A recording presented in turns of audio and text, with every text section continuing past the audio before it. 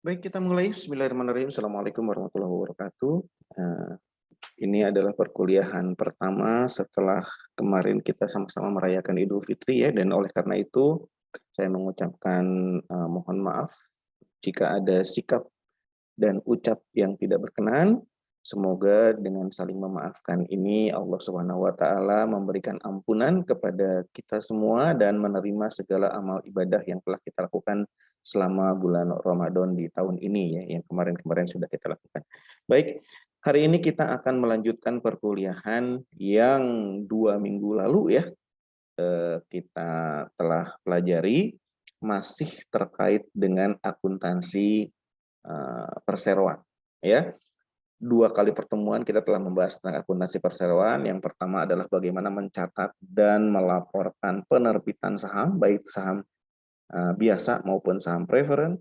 Kemudian minggu berikutnya kita telah mempelajari bagaimana membagikan dividen, ya, baik dividen tunai maupun dividen saham, ya, baik kepada pemegang saham preferen maupun pemegang saham biasa.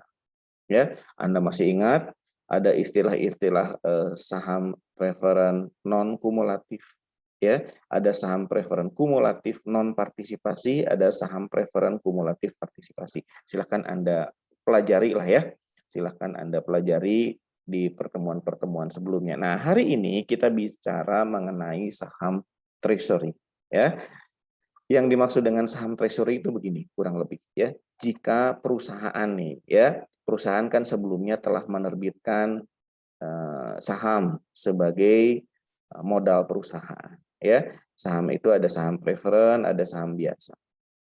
Ya. Kemudian untuk kepentingan tertentu ada kalanya perusahaan menarik kembali saham tersebut. Bagaimana cara menariknya?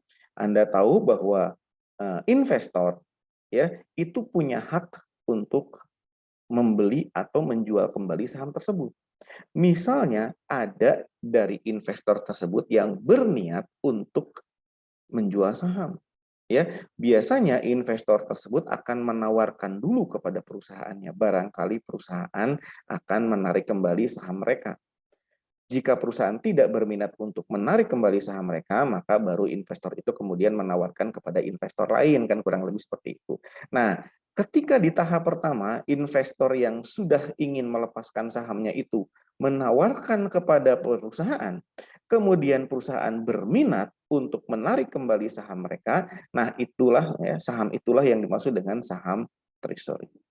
Ya, jadi itu kurang lebih singkatnya atau ringkasnya apa yang dimaksud dengan saham treasury. Baik, saya akan share screen ya. Nah, mudah-mudahan sudah terlihat di situ ya. Oke. Oke. Nah, ini saham treasury ya. Tadi sudah saya jelaskan nih. Saham yang sudah diterbitkan dan beredar dapat ditarik kembali dan dibeli oleh perusahaan dengan berbagai alasan. Alasannya apa aja? Satu, misalnya menaikkan harga saham. Kalau Anda masih ingat di contoh kasus yang lalu ya, PT Anindita. PT Anindita itu kan menerbitkan berapa lembar saham ya? Yang jelas saham biasanya itu ada 80.000 lembar kalau tidak salah itu ya, dengan nilai nominal 50.000 rupiah per lembar saham. Misalnya seperti itu. Kita bicara saham biasa aja dulu lah ya, biar nggak bingung. Oke, ada 80.000 lembar saham yang telah diterbitkan, kemudian nilai nominalnya adalah 50.000. Nah, kemudian kalau Anda masih ingat pada tanggal 15 Agustus ya, di contoh kasus 6 tuh ya, di contoh kasus 6 itu tanggal 15 Agustus perusahaan membagikan dividen ya, berupa dividen saham ya, yang dibagikan adalah 5%. Itu berarti 5% dikali 80.000 ya. 5% dikali 80.000 lembar berarti berapa tuh? 80.000, 4.000 berarti ya. 4.000 lembar saham dibagikan sebagai dividen saham. Ya. Nah, misalnya dividen saham itu ditarik kembali oleh perusahaan, misalnya itu dengan harga yang lebih tinggi. Kan ada keuntungan bagi pemegang saham ya. kalau misalnya ternyata saham itu ditarik kembali oleh perusahaan dengan harga yang lebih tinggi dari harga pasarnya. Ya, tentu saja investor mendapatkan keuntungan. Nah, ceritanya seperti itu kurang lebih ya. Nah, ditarik kembali pada saat dividen dibagikan pada tanggal 15 Agustus itu, coba Anda lihat lagi soalnya, saat itu harga pasarnya 60.000 misalnya. Ya. Kemudian perusahaan menarik kembali dividen saham tersebut dengan harga 65.000, berarti 5.000 adalah keuntungan yang diterima oleh para pemegang saham tersebut. Ya, kurang lebih seperti itu. Ya. Nah, saham yang ditarik itulah yang dimaksud dengan dividen. Nah, dengan ditariknya saham tersebut dengan harga 65.000, berarti kan harga pasarnya kan ikut naik.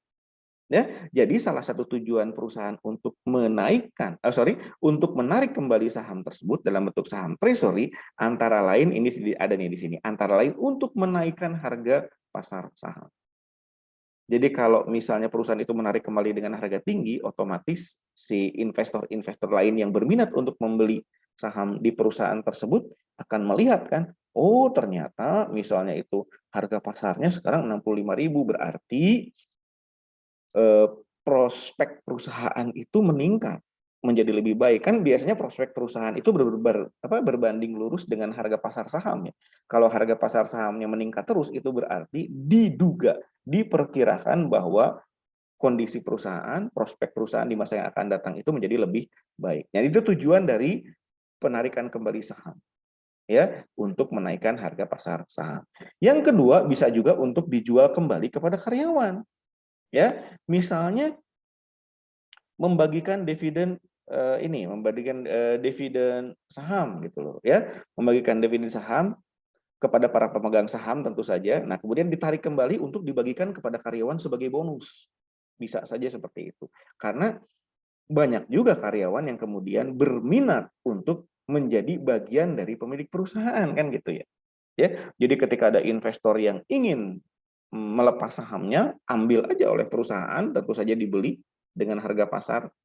Apakah sama dengan harga pasar atau lebih tinggi dari harga pasar, itu silahkan. Kemudian dibagikan kepada para karyawan sebagai bonusnya.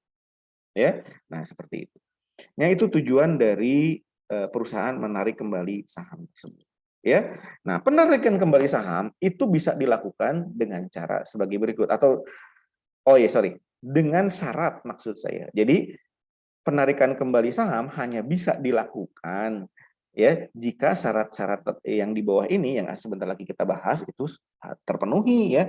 Yang pertama adalah telah diterbitkan dan disetor penuh. Kalau Anda masih ingat dulu ketika saya menyampaikan mengenai penerbitan saham ya, ada penerbitan saham yang diawali dengan pemesanan saham dulu kan ya. Jadi saham itu dipesan tapi belum dibayar penuh, misalnya bayarnya 50% dulu. Kalau saham itu belum lunas, kan tidak boleh diterbitkan. Nanti kalau harga yang disepakati sudah dilunasi, baru saham itu boleh diterbitkan. Jadi yang menjadi syarat pertama saham itu bisa ditarik kembali adalah jika saham tersebut telah diterbitkan dan disetor penuh oleh investornya. Ya, jadi kalau masih dalam bentuk pesanan saham nggak boleh ditarik kembali, belum boleh ditarik kembali. Nah itu ya. Yang kedua, di kemudian hari dapat dimiliki kembali oleh perseroan tersebut, dalam arti dalam klausul kontrak ya, atau dalam ada ART disebutkan bahwa jika perusahaan sudah menerbitkan saham, maka perusahaan masih punya hak untuk menarik kembali saham tersebut di masa yang akan datang. Ya. Nah, ini syarat kedua. Kalau perusahaan menginginkan untuk menarik kembali saham. Yang ketiga, itu tidak pernah dibatalkan atau diganti. Artinya kepemilikan saham tersebut tidak pernah dibatalkan oleh perusahaan. Ya, melalui rapat umum pemegang saham misalnya itu ada pembatalan penerbitan saham misalnya. Nah, belum terjadi seperti itu. Artinya saham itu tidak pernah dibatalkan. Ya, sampai sini mudah-mudahan bisa dipahami ya. Oke, kita langsung ke contoh kasus aja lah ya. Contoh kasus. Anda lihat di contoh kasus 6 yang kemarin. Ini anggap saja ini adalah contoh kasus 7. Di contoh kasus 6 kemarin. Ya, di contoh kasus 6, di slide sebelum ini nih, sebelum masuk ke saham treasury. Ya. Itu PT Anindita itu sudah membagikan dividen saham 5%, yang tadi sudah saya jelaskan di awal ya. 5% ya dari saham biasa yang saham biasa yang sudah terbit. Saham biasa yang sudah terbit itu kan 80.000 ya. 80.000 lembar saham dengan nilai nominal 50.000 per lembar, nilai nominalnya. Pada saat dibagikan dalam bentuk dividen saham, saya lupa pada tanggal berapa itu, 15 Agustus kalau tidak salah ya. Coba lihat lagi di soalnya. Harga pasarnya adalah 60.000 pada saat itu. Nilai nominalnya 50.000, tapi harga pasarnya 60.000. Saya pernah menjelaskan ya apa perbedaan antara harga pasar dengan nilai nominal. Ya, kembali ke soal yang ini maksud saya. Pada tanggal 1 November 2020, Direksi PT Anindita memutuskan untuk menarik kembali 4.000 lembar saham biasa yang telah diterbitkan sebagai dividen seperti dalam kasus 06. Ya, itu. Pada saat itu, harga pasar saham tersebut masih 60.000. Sama seperti pada saat perusahaan membagikan dividen saham seperti dalam kasus nomor 6. Ya, gitu. Pada tanggal 1 Desember 2020, ya, 1 Desember 2020, 50% dari saham yang ditarik tersebut, tadi yang ditariknya 4.000 lembar ya. Berarti kalau 50%-nya berapa lembar? 2.000 lembar. Jadi 50% dari saham yang ditarik tersebut atau 2.000 lembar saham tersebut dijual kembali ya, dan pada saat waktu penjualan kembali saham yang telah ditarik maksudnya ya, harga pasarnya sudah menjadi 65.000. Saya ulangi, nilai nominalnya 5.000. Pada saat saham itu dibagikan sebagai dividen, harga pasarnya 60.000. Pada saat saham tersebut ditarik kembali oleh perusahaan, harga pasarnya masih 60.000. Dan ketika saham treasury tadi dijual kembali, harga pasarnya sudah 65.000. Ya, tolong Anda pahami dulu kasus ini. Ya, nah kalau Anda sudah paham, baru kemudian saya masuk ke Excel-nya. Ya, saya stop share, saya masuk ke Excel-nya. Oke, nah ini ya. Tadi di soal disebutkan pada tanggal 1 November, Direksi PT Anindita memutuskan untuk menarik kembali 4.000 lembar saham biasa yang diterbitkan sebagai dividen dalam kasus 06. Ya, maka perusahaan akan menjurnal debitnya apa?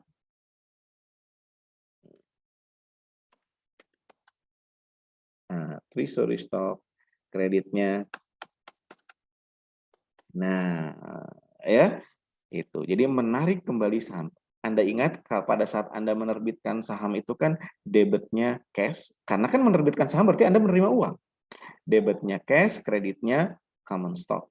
Nah, kalau pada saat menarik kembali, maka debitnya treasury stock, kreditnya cash. Berapa angka yang dicantumkannya? Tadi yang ditarik kembali berapa lembar? 4.000 lembar dikali per lembarnya berapa? 60.000. Nah, itu ya, 240.000 yang ditariknya. Sampai di sini bisa dipahami? Ya. Jadi pada tanggal berapa tadi? Tolong lihat di soal. Tanggal 1 November ya, pada tanggal 1 November Direksi PT Anindita memutuskan untuk menarik kembali 4.000 lembar saham seperti dalam kasus nomor 6. Anda sambil dilihat kasus nomor 6-nya ya. Pada saat itu harga pasarnya 60.000, maka Anda jangan menggunakan nilai nominal pada saat jurnal, tapi hanya menggunakan nilai pasar pada saat penarikan saham. Begitu pula Desember tanggal 1. Desember tanggal 1 kan dijual kembali tuh dengan harga 65.000. Ya, tolong dibaca kembali pada saat pada tanggal 1 Desember 50% dari saham yang ditarik berarti 2.000 lembar ya. Karena kan yang ditariknya tadi 4.000. Kalau 50%-nya berarti 2.000 lembar, ya. Nah, berarti Anda menerima cash ya. Cash-nya itu berasal dari penjualan treasury stock. Ya. Dan kalau pada saat penarikan kan kemarin harga pasarnya 60.000. Ketika dijual kembali harganya 65.000, berarti untung rugi? Pastinya untung ya. Anda menarik kembali saham dengan harga 6.000 per lembar, sedangkan Anda menjual kembali saham yang telah ditarik tersebut dengan harga 65.000, berarti untung 5.000 per lembar. Nah, Anda masih ingat keuntungannya disebut apa? Paid in capital.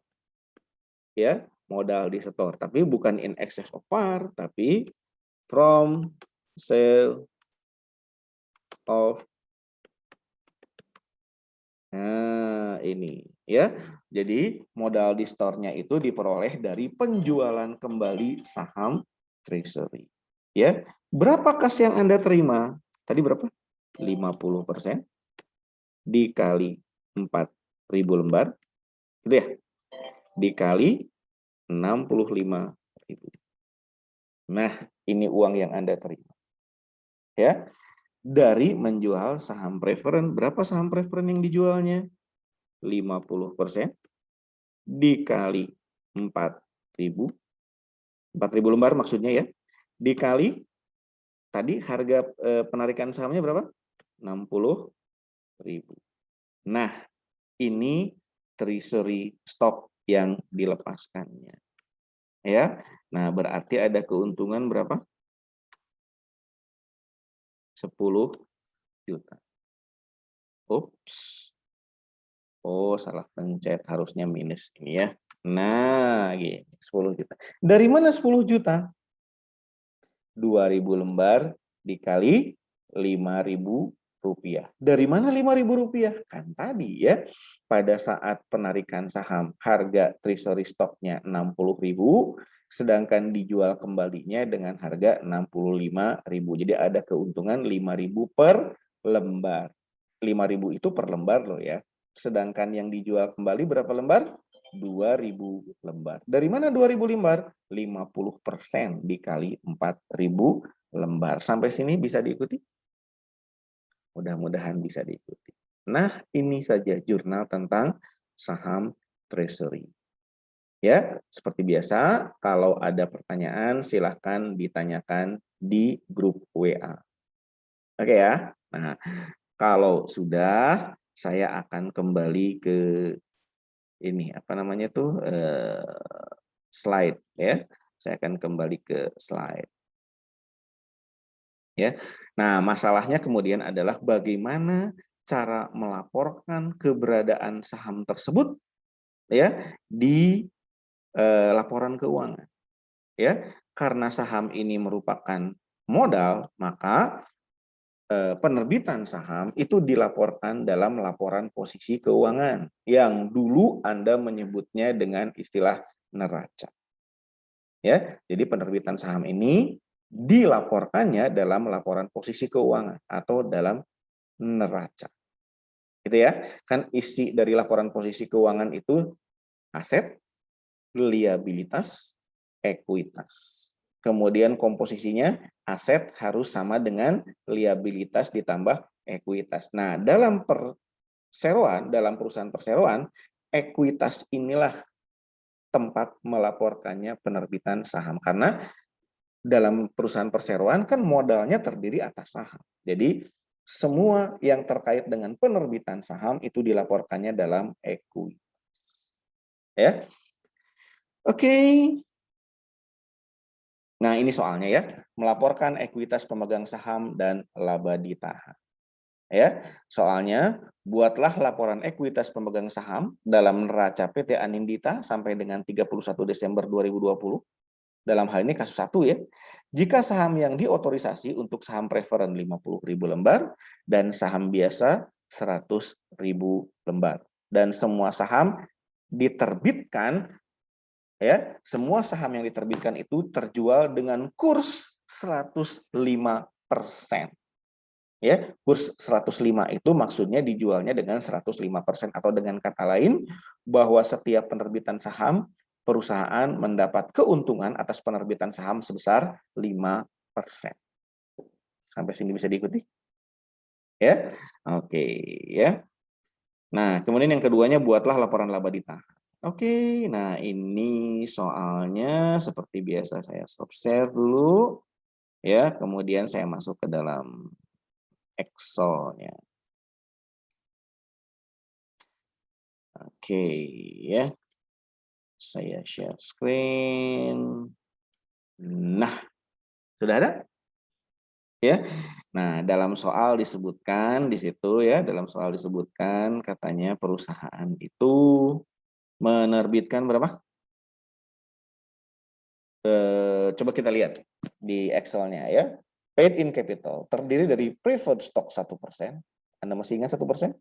Ya, 1% itu adalah persentase pembagian dividen.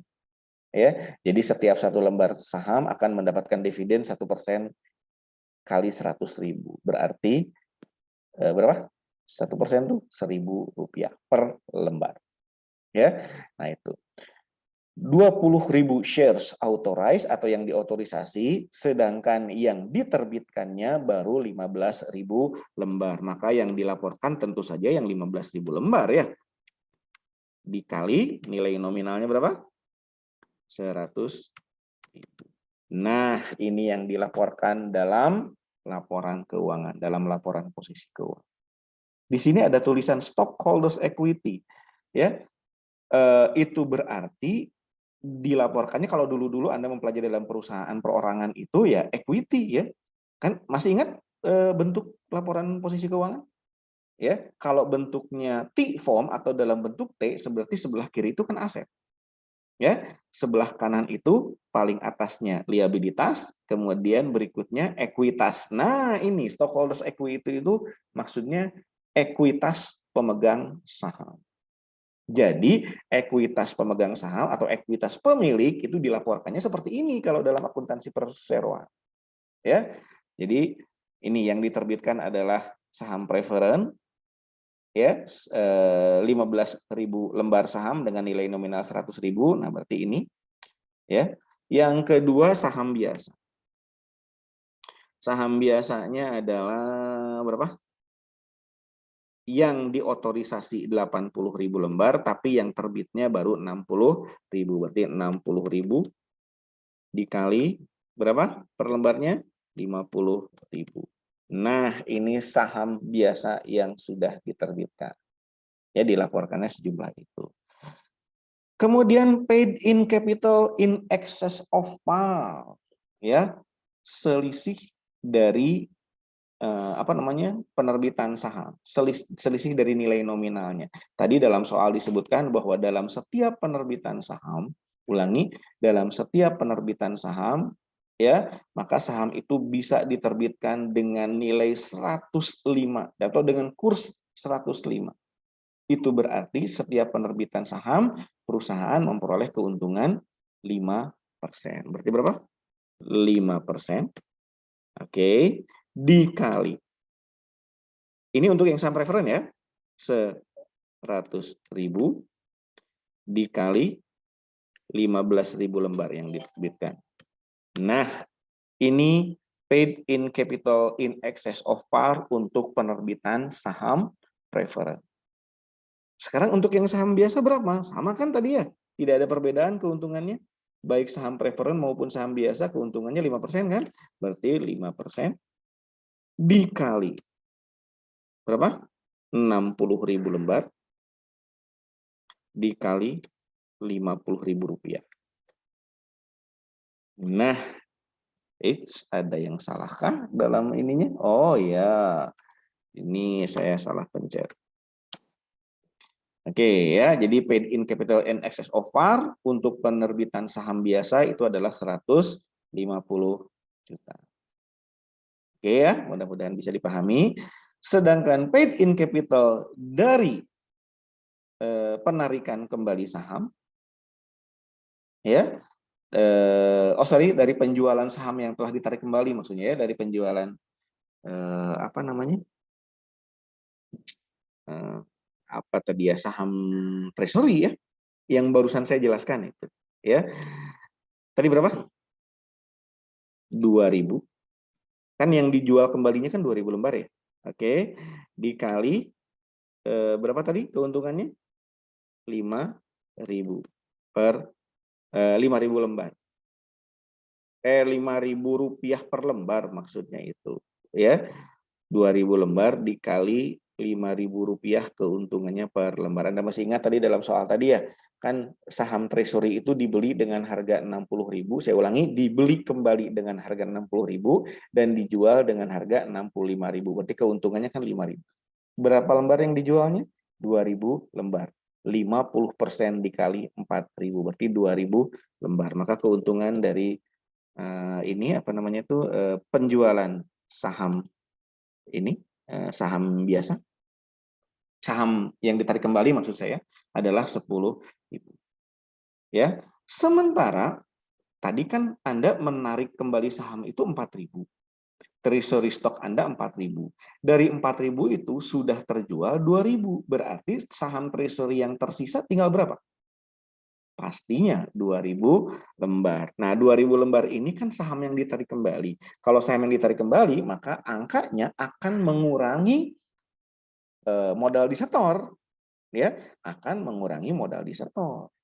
Jadi, ini sama dengan minus. Nah, ini ya. 2.000 lembar dikali tadi ditarik kembali dengan harga berapa? 60.000. Nah, jadi sifatnya minus. Jadi total modal di setornya berapa? Nah, dari atas deh. Nah, ini. Nah, ini total modal di setornya. Terdiri dari, oke, ups, ini ada yang salah nggak ya? Saya ulangi ya. Dari preferred stock. Nah, ini. Nah, betul ya. Jadi, saya ulangi. Nah, ini. Ya, total paid in capital atau total modal di store-nya adalah 4.615.000.000. Dari mana? Dari penerbitan saham preference 1.500.000.000.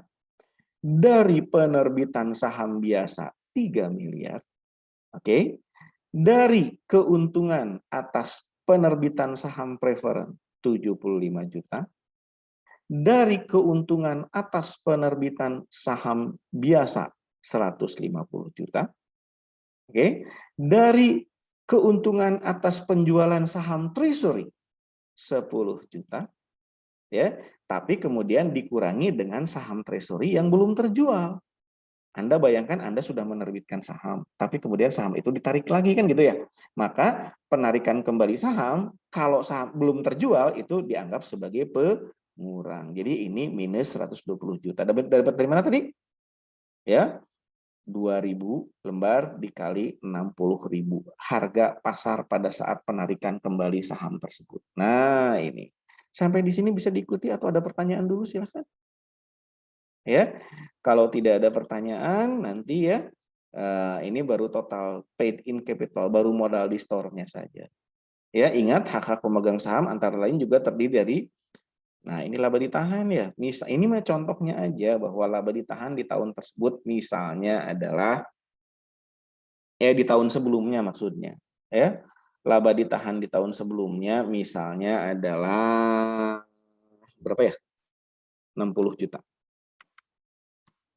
Oke. Ya. Oke. Kemudian net income di tahun 2020 misalnya adalah 45 juta. Sementara dividen yang dibagikan selama tahun 2020 adalah berapa? Saya lupa lagi, dividen yang dibagikan pada saat itu adalah misalnya 90 juta ya, ada ya? Ini soal yang lalu-lalu sih. Nah, 90 juta. Di soal berapa ya? Contoh kasus 5 kalau nggak salah itu. Ya, di contoh kasus 5 disebutkan bahwa kita membagikan dividen sebesar 90 juta. Oke, ya.